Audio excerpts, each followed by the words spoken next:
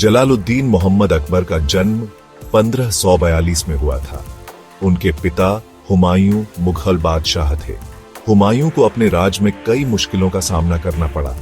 वो हमेशा इधर उधर भटकते रहते थे। इस वजह से अकबर का बचपन थोड़ा अस्थिर रहा।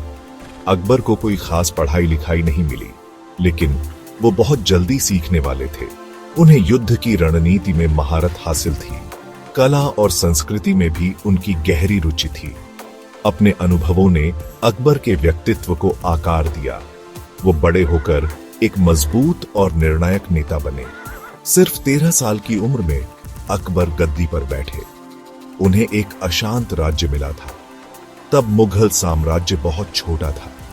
अकबर एक विशाल और शक्तिशाली साम्राज्य का सपना देखते थे। इसी महत्वाकांक्षा ने उनके पूरे शासनकाल में उनके कार्यों को प्रेरित किया। अकबर के राज की शुरुआत एक बड़ी जीत से हुई।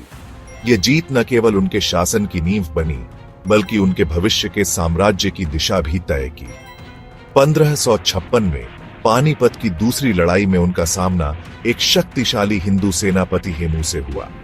यह लड़ाई भारतीय इतिहास की सबसे महत्वपूर्ण लड़ाइयों में से एक मानी जाती है। हेमू के पास एक विशाल सेना थी और उसने कई लड़ाइयां जीती थीं। उसकी सेना में हाथी, घुड़सवार और पैदल सैनिकों की बड़ी संख्या थी। वो मुगल साम्राज्य के लिए एक बड़ा खतरा था। हेमू की महत्वाकांक्षा और उसकी सैन्य शक्ति ने मुगलों के लिए चुनौती खड़ी कर दी थी। अकबर कम उम्र के होने के बावजूद अद्भुत साहस और सैन्य कौशल दिखाया। उनकी नेतृत्व क्षमता और युद्ध की रणनीति ने सभी को प्रभावित किया।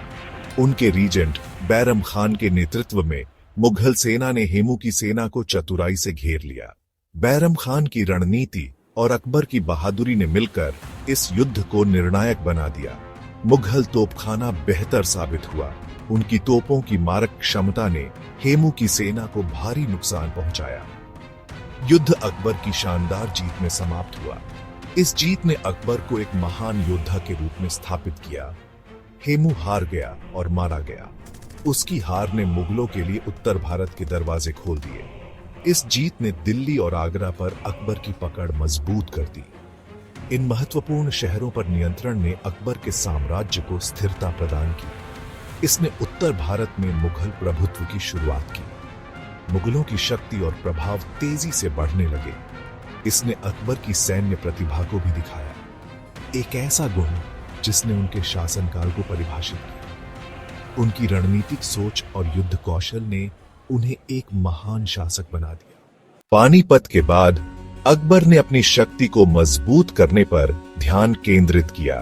उन्होंने अपनी सेना को पुनर्गठित किया और प्रशासनिक सुधार किए, जिससे उनकी स्थिति और भी मजबूत हो गई। उन्होंने विद्रोही गवर्नरों को दबाने और अपने क्षेत्र का विस्तार करने के लिए अभियान चलाए। इन अभियानों ने न केवल उनकी सैन्य शक्ति को प्रदर्शित किया, बल्कि उनके नेतृत्व की क्षमता को भी साबित किया।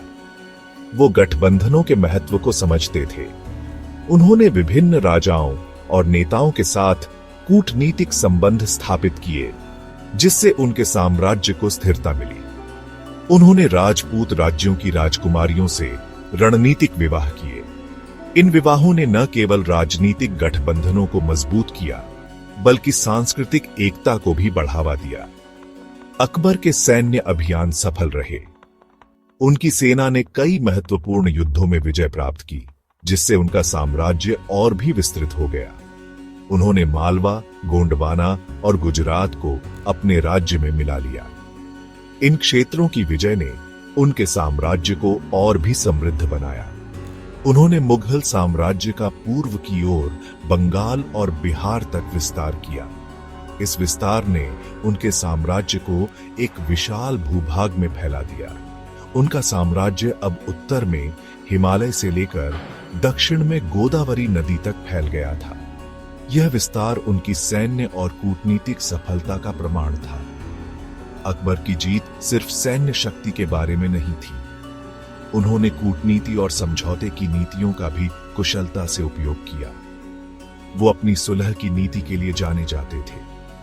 उन्होंने विभिन्न समुदायों और धर्मों के लोगों को अपने प्रशासन में शामिल किया। अपने विरोधियों को हराने के बाद उन्होंने उन्हें अपने प्रशासन में पद दिए। इस कदम ने उनके शासन को और भी मजबूत और स्थिर बनाया। इस दृष्टिकोण ने उन्हें उन लोगों की वफादारी जीतने में मदद की जिन्होंने शुरू में मुगल शासन का विरोध किया। इस प्रकार अकबर ने अपने साम्राज्य को एकजुट और स्थिर बनाए रखा। अकबर एक कुशल प्रशासक थे। उन्होंने अपने विशाल साम्राज्य को चलाने के लिए एक कुशल प्रणाली की आवश्यकता को पहचाना। उन्होंने एक केंद्रीकृत प्रशासनिक ढांचा लागू किया। इस प्रणाली ने फारसी और भारतीय दोनों परंपराओं से प्रेरणा ली। अकबर ने मनसबदारी नामक एक पद प्रणाली बनाई। अधिकारियों को उनके मनसब के अनुसार रैंक दी जाती थी, जो उनके वेतन और सैन्य दायित्वों को निर्धारित करता था। इस प्रणाली ने एक मजबूत सेना और कुशल नौकरशाही बनाए रखने में मदद की। लगान मुगल अर्थव्यवस्था की रीढ़ थी। अकबर ने 10 साला नामक एक अधिक न्याय संगत लगान प्रणाली शुरू की। यह 10 साल की अवधि में विभिन्न फसलों की औसत उपज पर आधारित थी। इस प्रणाली ने किसानों पर बोझ कम किया और राजस्व संग्रह में वृद्धि की। भाग 5 धार्मिक सहिष्णुता और दीन ए इलाही, अकबर की एकता की तलाश। अकबर का शासनकाल धार्मिक सहिष्णुता और सांस्कृतिक समन्वय के लिए जाना जाता है। अकबर अपनी धार्मिक सहिष्णुता की नीति के लिए जाने जाते थे। उन्होंने विभिन्न धर्मों के प्रति सम्मान और सहिष्णुता का प्रदर्शन किया। वो सभी धर्मों की समानता में विश्वास करते थे।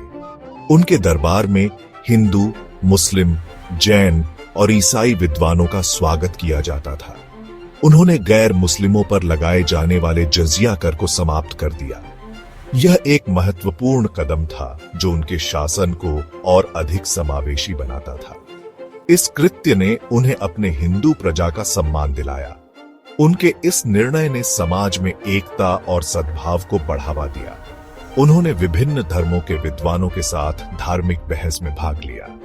ये बहसें उनके ज्ञान और समझ को और गहरा करती थीं। उन्होंने ईसाई धर्म के बारे में जानने के लिए जेसुइट पुजारियों को अपने दरबार में आमंत्रित किया। इससे उनके दरबार में धार्मिक विविधता और समृद्धि आई। 1582 में उन्होंने अपना खुद का धर्म भी स्थापित किया, जिसे दीन ए इलाही कहा जाता है। यह धर्म विभिन्न धार्मिक तत्वों का मिश्रण था। दीन ए इलाही का उद्देश्य अपनी प्रजा के बीच सद्भाव और एकता को बढ़ावा देना था। यह एक अनूठा प्रयास था जो धार्मिक सीमाओं को पार करने का प्रयास करता था। इसमें विभिन्न धर्मों के तत्व शामिल थे। यह एक ऐसा प्रयास था जो सभी धर्मों के बीच समानता और सम्मान को बढ़ावा देता था। हालांकि इसे कभी व्यापक स्वीकृति नहीं मिली। बहुत से लोग इसे समझ नहीं पाए और इसे अपनाने में हिचकिचाए। इसके बावजूद धार्मिक सद्भाव की अकबर की खोज उनकी विरासत का एक परिभाषित पहलू है। उनकी नीतियों और प्रयासों ने आने वाली पीढ़ियों पर गहरा प्रभाव डाला। भाग 6 कला के संरक्षक, मुगल संस्कृति पर अकबर का प्रभाव। अकबर कला के एक महान संरक्षक थे। उनके शासनकाल में मुगल कला, वास्तुकला और साहित्य का विकास हुआ।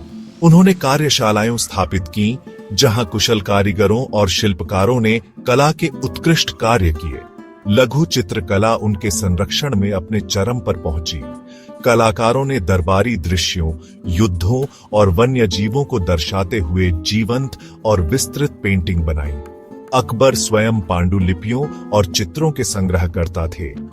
उन्होंने महाभारत और रामायण जैसे हिंदू महाकाव्यों का फारसी में अनुवाद करवाया। वह इन ग्रंथों को व्यापक दर्शकों के लिए सुलभ बनाना चाहते थे। उनका दरबार पूरे साम्राज्य के कवियों, संगीतकारों और विद्वानों से सजा हुआ था। भाग 7 स्थापत्य विरासत, फतेहपुर सीकरी से आगरा किले तक। वास्तुकला के प्रति अकबर का जुनून उनके शासनकाल के दौरान बने कई स्मारकों में स्पष्ट है। उन्होंने आगरा के पास फतेहपुर सीकरी शहर का निर्माण करवाया। ये मुगल और हिंदू स्थापत्य शैली का मिश्रण था।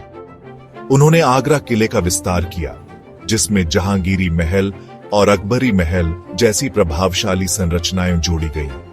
इन इमारतों में जटिल नक्काशी, राजसी गुंबद और विस्तृत उद्यान दिखाई देते थे। वे मुगल दरबार की भव्यता को दर्शाते थे।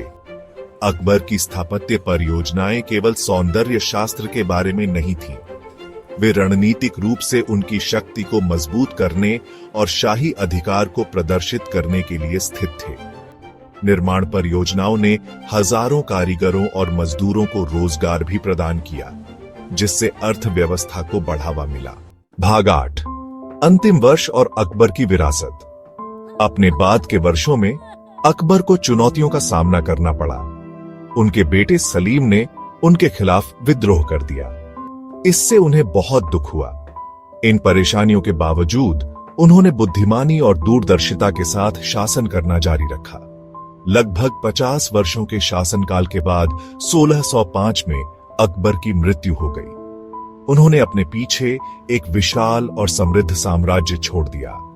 उन्हें भारतीय इतिहास के सबसे महान शासकों में से एक के रूप में याद किया जाता है। उनकी विरासत उनकी सैन्य विजयों और प्रशासनिक सुधारों से आगे तक फैली हुई है। उन्हें उनकी धार्मिक सहिष्णुता, कला के प्रति उनके संरक्षण और एक संयुक्त और समृद्ध भारत के उनके दृष्टिकोण के लिए सराहा जाता है। भाग 9, ऐतिहासिक स्मृति में अकबर महान मुगल। अकबर के शासनकाल को भारतीय इतिहास का स्वर्ण युग माना जाता है। उन्हें अकबर महान के रूप में याद किया जाता है। उनका नाम बुद्धि, न्याय और सहिष्णुता का पर्याय है। उनकी नीतियों ने एक मजबूत और केंद्रीकृत मुगल साम्राज्य की नींव रखी। उनके बाद पीढ़ियों तक यह साम्राज्य फला फूला।